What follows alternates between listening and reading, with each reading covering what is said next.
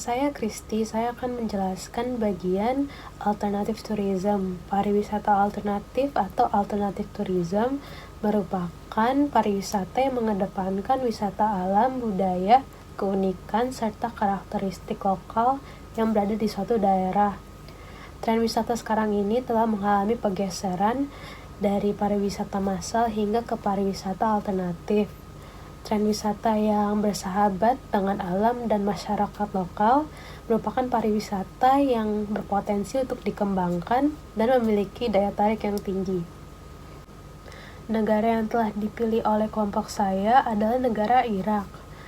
Pariwisata di Irak mengacu pada pariwisata di negara Asia Barat. Irak dianggap memiliki potensi untuk ekowisata dan pariwisata. Sekarang ini, Irak lebih bergantung pada pariwisata domestik dibandingkan pariwisata internasional. Itu karena kondisi keamanan mereka yang memburuk sehingga menjadi penghalang utama orang luar masuk ke dalam negeri. Irak memiliki banyak elemen yang dapat dijadikan untuk daya tarik pariwisata. Contohnya seperti peradaban kuno, suci, tempat untuk semua agama di dunia, dan serta sifat pegunungan dan sungai yang membentang dari selatan hingga ke utara melintasi Irak. Tapi terlepas dari semua keunggulan ini, Irak memiliki banyak batasan. Contohnya seperti kondisi keamanan mereka yang sangat memburuk, kegagalan untuk mengadopsi kebijakan, dan kurangnya investasi di bidang infrastruktur dan pelayanan dasar.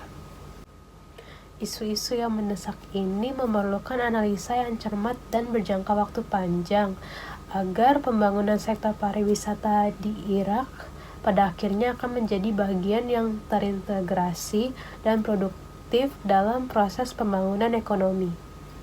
Irak memiliki banyak museum dan galeri. Contohnya seperti Museum Slemani, Museum Tekstil Kurdi, Museum Irak di Baghdad, dan Museum Amna Suraka.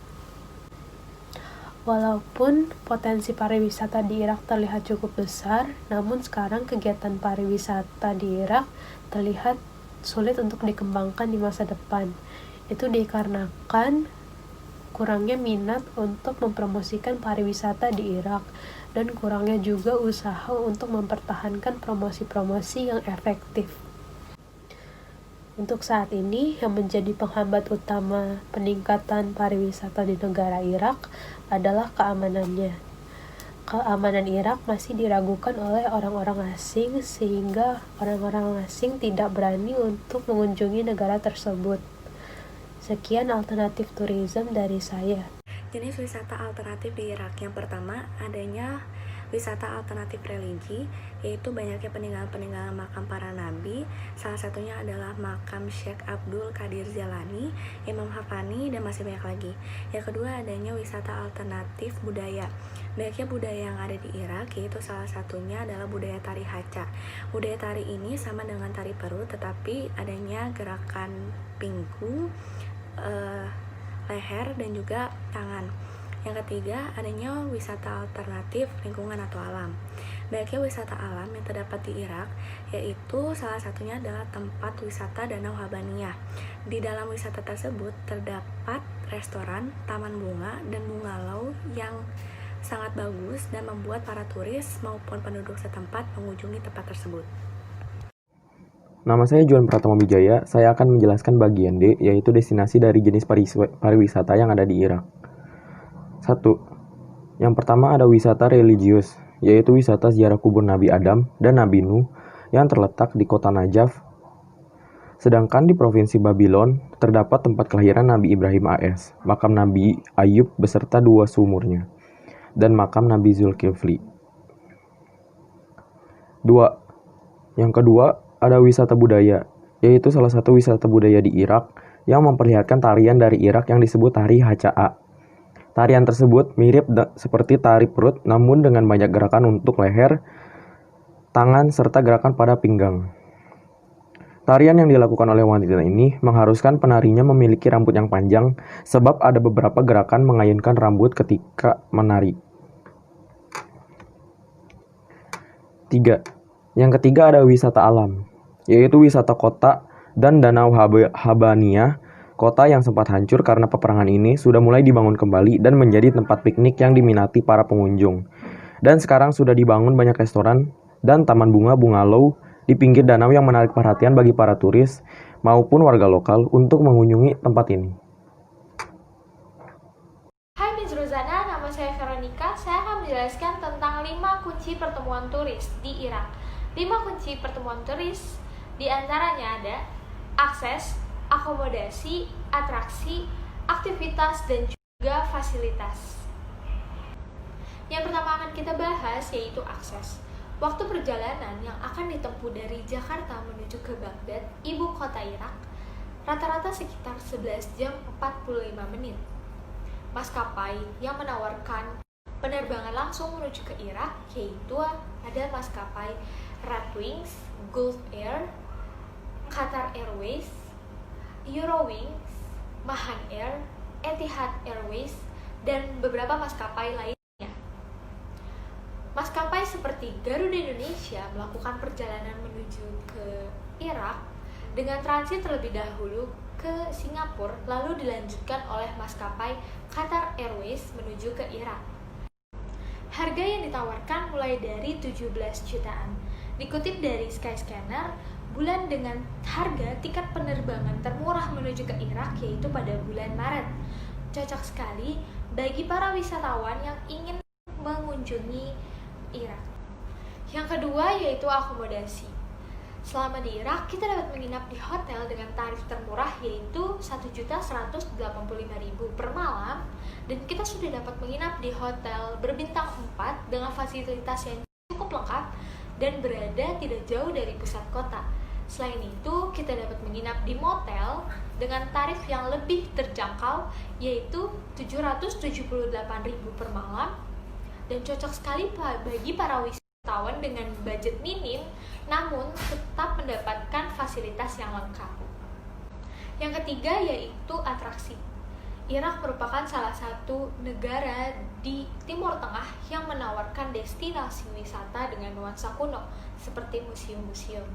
Contohnya yang terkenal yaitu The Iraq Museum, Kurdish Textile Museum, Syriac Heritage Museum, dan lain-lain.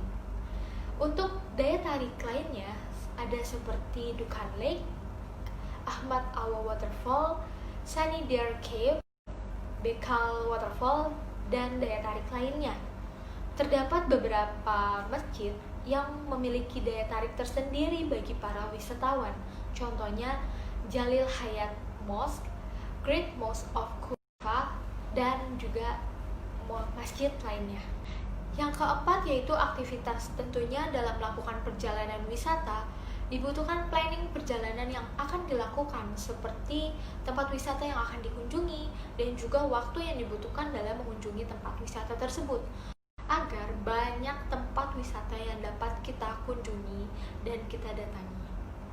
Saat kita berkunjung ke suatu tempat atau khususnya luar negeri, dibutuhkan seorang tour guide yang sudah cukup berpengalaman dalam pemanduan wisata agar perjalanan wisata dapat berkesan baik bagi para wisatawan. Yang terakhir yaitu fasilitas.